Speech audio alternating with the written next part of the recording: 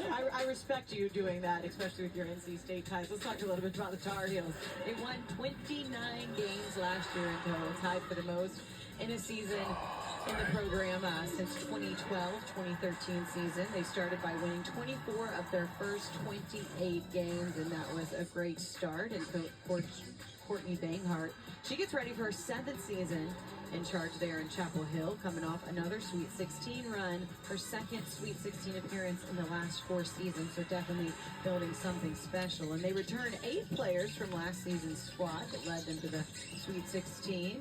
Some newcomers entering as well. Louisville Cardinal former player Nyla Harris, as well as 3 freshmen ranked within the top 80 of ESPN's class of 2025 rankings.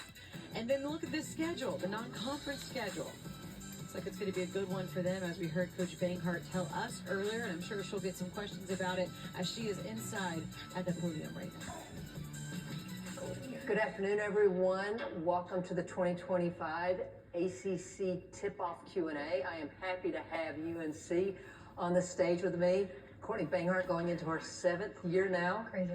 Renee Kelly, And now let's as well welcome as the Ian University of Barr. North Welcome, Carolina ladies. Tar Heels You. women's basketball 5 straight NCAA tournaments. head coach and 2 alongside Sweet with her 16s 2 in the last 4 players. years. Courtney, you returned 8 players and 6 newcomers. With the 8 returning players, how different might this team look this year, and what are some of the similarities we might see? Yeah. You know, we do expect to have a different look. You know, you don't lose 2 of the best post players the league has seen in a long time and try to replace them immediately in the same way. So we have some posts that need to step in to that opportunity, and they'll play the game a little bit differently. They can extend the floor a little bit more. They can allow us to play a little more spacing. And then we bring back a lot of experienced guards, talented guard play, as well as what we brought in both through the portal and in the freshman recruiting. So have a good guard group that has a lot of game pressure. Whereas our inside game, we've got to use our non-conference, which you see we scheduled to put them to the test early so that we could get as much game pressure on our youth as we can as we prepare for the gauntlet of the ACC. Well, speaking of your schedule, non-conference consists of 7 NCAA tournament teams from a year ago. And why not? Let's just start off with South Carolina. So from what I looked at, you've got 3 of last year's, 3 of the 4 Final Four teams. You bet. All on the road. Why make it easy? Was there a strategic plan with this schedule, knowing what you had, or it's just, hey, let's play anybody and everybody? No, I mean, it was pretty strategic. You know, we knew that we have, you know, the ACC is so hard every year, right? And we knew that this was going to be a year where we were losing 60% or more of our productivity. And so we'd rather find out, instead of finding out late, I want to find out early, kind of what the traditional sort of the last year, what the best. UCLA brought back a lot of their players. South Carolina brought back a lot of their players. And Texas brought back a lot of their players. So we kind of are going to go against, you know, people that are really experienced and had a great year last year. And I think that will bode well as we continue to persistently prepare for what's going to be the ACC gauntlet. Yeah, this is for the players. Several of the teams that have been interviewed today have mentioned they want North Carolina this year. And I just wanted to get your thoughts on that. That's good. We want everyone as well. So we're not running from any competition. We're trying to beat every team that comes in our way to get to a national championship. So that's always the goal every year.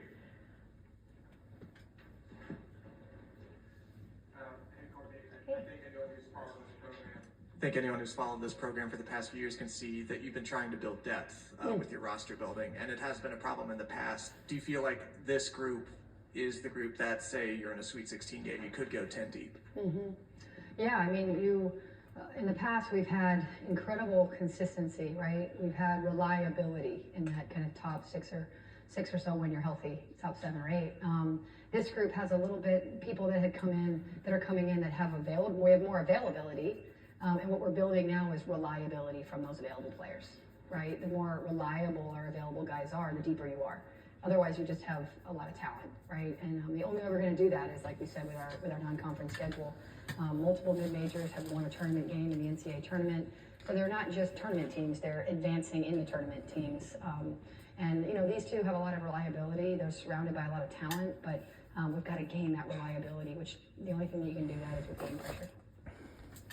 You guys went against Duke in the Sweet 16 last year. What are some challenges that they presented to you guys this year, and then how do you guys plan to overcome them? I mean, Duke is in February, right? So I'll know a lot more about our team and a lot more about their team in February, but we have great respect for what Duke is doing, what they've done, who they've been over their duration of their program.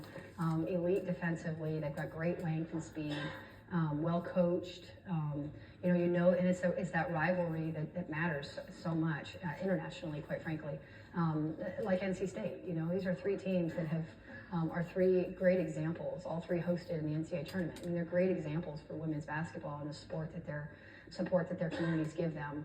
And so I'll know more of the nuance once we see who they have and who we have and how reliable our pieces become. But truthfully, I don't know enough about that yet. Steve with Greenville Sports Media. Coach, this question is for you. You've lost a couple of key seniors last year. Who's stepped up this year into those leadership roles? Well, we just finished our second week of kind of the 20 hours, right? And although they've been on campus, and in the summer we were training, we take our development inside our roster really seriously. So we use a lot of time to develop the pieces so that they're better. And the 20 hours starts the build towards competitive play. And so there's a lot I still don't know. There's a lot we're still getting better at. But what I'll tell you is from what we had from week 1 to where we are in week 2, I'm not sure I've seen more improvement week to week. That also means a long way to go, right? But so this group has really been shown that they can concentrate, they have competitive character, and that they're connected. And these two have been a part of winning, right? And so they have a standard that they are bringing people to. But it's a really fun team to coach because I just have more options, to Michael's point, than I've had before. And it will be even more fun when 5 really step out and say that we're the first group. Hey, Courtney. Obviously, big loss with Korea. What were the areas of Blanca and Sierra's games that prevented them from getting more playing time last season, other than Korea being there? Yeah. And what growth have you seen where they might be able to step into that role? Yeah. Sometimes it's less what the other group, what they are or aren't doing, as much as it is who's in that spot and what they are doing, right? And so you liken it to, was it what Lainey Grant last year wasn't doing, or was what Renaya and India were doing, right? And so I think when you really come down to it, Alyssa and Maria were two of the elite post players in our league, and so there's only so many minutes to be had, right? And then there's injuries, there's consistencies, there's concentration, there's all different things that freshmen are trying to navigate at an elite level and an elite pace. And so depending on what week we're talking about, I don't know where we were in that progression, but they'll have a lot more opportunity and they're more ready now than they were a year ago. That's our job. India, I know it's October, and I'm looking well into February. But last week, when it was announced, and it speaks to the rivalry with Duke, that you guys were going to be on ABC. What did it mean to you and your teammates that we're going to be, all eyes of America is going to be on this game because of what this rivalry is? Yeah, that rivalry means so much to us. For it to be on national television, it doesn't make it even bigger. Like, it's already really big for us to play that game. Every time we play them, it's such a great competition. And so, sometimes it's not fun, but the competition is what we love, and we always love to come out on top. So that's what we hope to do. Renee, much has been made about what you lost from last year. However, you do bring in 6 highly touted newcomers. Who's made the biggest impression on you so far? Wow. Okay. Talia Henderson, she's a sleeper. Why? She goes extremely hard. Every possession, every practice, whatever it is, she's giving 110% every time. And I think because she's a hard worker, I love players who just work hard every time. And she's a sleeper. And so the first impression was great. And so I'm really excited to play with her on the court. India, what about you? I don't know, they all bring something different. Yeah, I would say Nyla Harris, just because the leadership that she brings in, her vocal leadership, I really look up to. I think she just has a lot to contribute, a lot to show for this coming year, and I'm glad she's here. So. Courtney, we've talked about this will be year 7 for you, so you've obviously been around a lot of these coaches in this league. What makes the coaches in this league so special? It's a great question, Christy. I think one of the things is their consistency.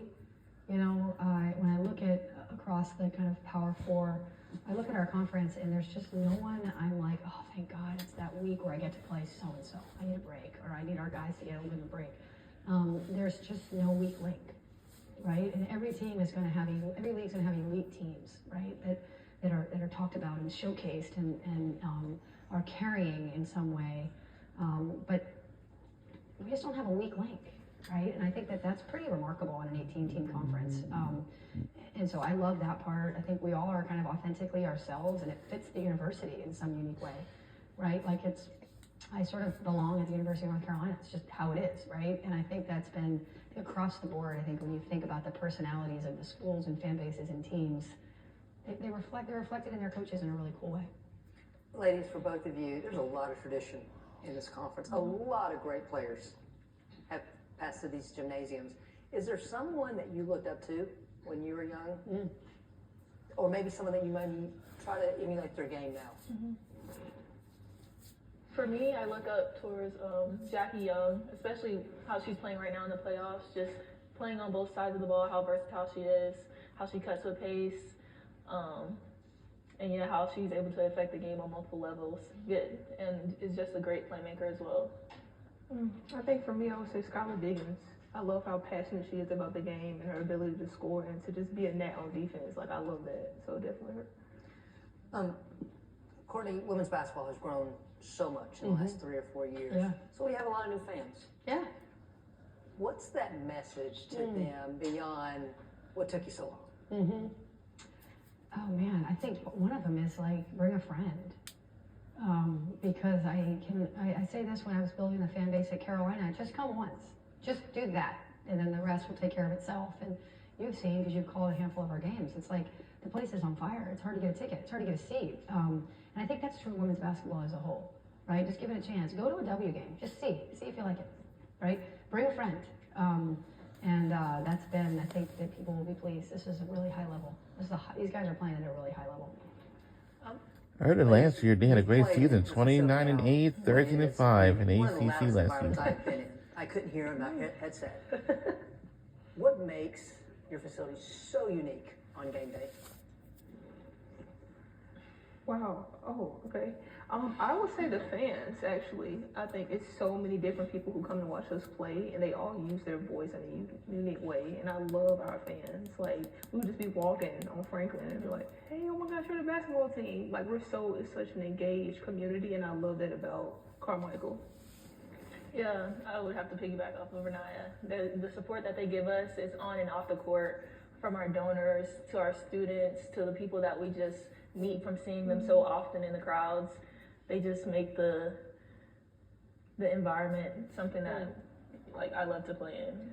I'll tell a story about that. There was a guy who came in, he's a new donor to our program, and he circled up at practice and he said, you know, my wife and I got season tickets, and then she sort of fell ill with some Alzheimer's and started to not know who he was, right? And he said it very genuinely, and he says, but she knew who Renaya Kelly was. Right? And I think that sort of characterizes the fans. Like they are rooting not just for Carolina, they are rooting for the success of the people that are wearing the jersey. Right? And I think that passion is felt.